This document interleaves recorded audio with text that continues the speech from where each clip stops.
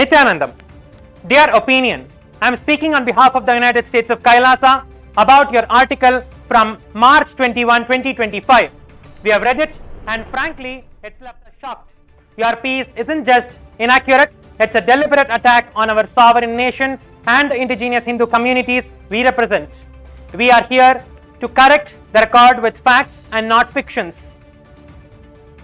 Let's start with this. Your article calls KAILASA an alleged nation and questions our existence.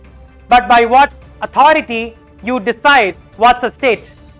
The Montevideo Convention of 1933, Article 3 says clearly the political existence of the state is independent of recognition by other states. That's international law, not an opinion. Even the United Nations doesn't recognize states, it admits members. So why are you making rules that don't exist? You seem to pick and choose who gets to be a state. Would you call Taiwan an alleged nation? What about Kosovo or Palestine? The sovereign order of Malta has no territory but has diplomatic ties with 112 countries and United Nations observer status as per the United Nations Vienna Convention on Diplomatic Relations preamble. The Tibetan government in exile has been around since 1959. Was Poland fictional when it was occupied by World War II? No. So why single out KAILASA?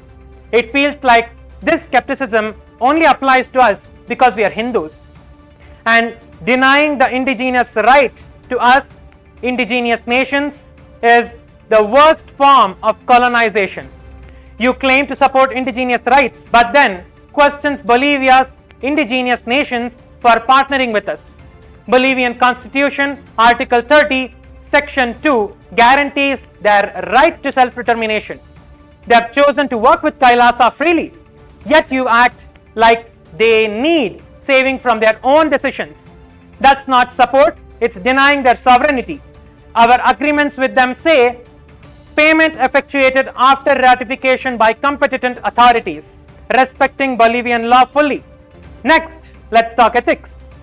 You ignored the facts like the United States court exonerating the Supreme Pontiff of Hinduism or the legal basis for our statehood in the Montevideo Convention Article 1.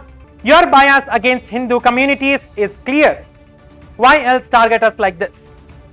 How is this fair? Did you ask us for a comment? No. One-sided stories are not journalism. Calling us fictional hurts millions who see KAILASA as their home. That's not just an attack on us, it's personal. Over 40 media outlets like Washington Post, MSN have corrected their mistakes. What's stopping you? Let me share a bit of history you missed. You act as if KAILASA popped up overnight, but our roots go deep. The Hindu civilization faced a genocide, 500 million killed, 4 million enslaved, 160 starved. All of this has been systematically recorded in history. Today, Hinduism lacks recognition in over 66 countries, while others recognize Islam or Christianity officially. KAILASA exists to protect this ancient culture. The Tondai Mandala Sannidhanam, government in exile, started in 1947 after India's partition, not just last week. The Supreme Pontiff of Hinduism, Bhagavan Shri Nityananda Paramashivam, continues the lineage as the 203rd sovereign emperor of the Surya Vamsha. That's not fantasy, that's history. We are not making this up. International law backs us. The Vienna Convention on Succession of States 1978 says a state's identity doesn't vanish with upheaval. Our lineage proves this.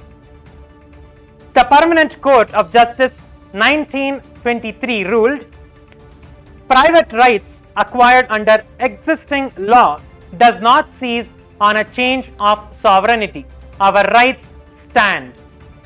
Montevideo Convention Article 3 confirms states exist without needing recognition, and we meet all criteria for this: population, territory, government, and the ability to enter into diplomatic relations. You say Our agreements let us control airspace, legal systems, and taxes in indigenous territories. That's nonsense. Our treaties are notarized under Bolivian law with clauses ensuring compliance like payment effectuated after ratification. These are partnerships for education, conservation, and culture, not takeovers. Why are you twisting the truth?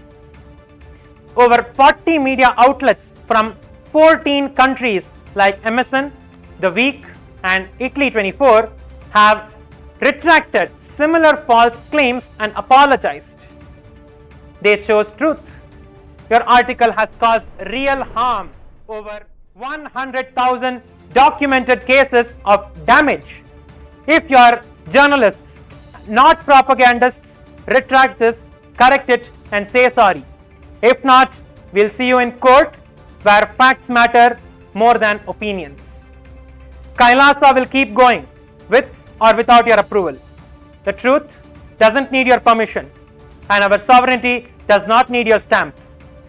6 media houses have already backed off and unpublished their propaganda after seeing the law and ethics. You can join them or be a lesson in what not to do. So, opinion, will you fix this?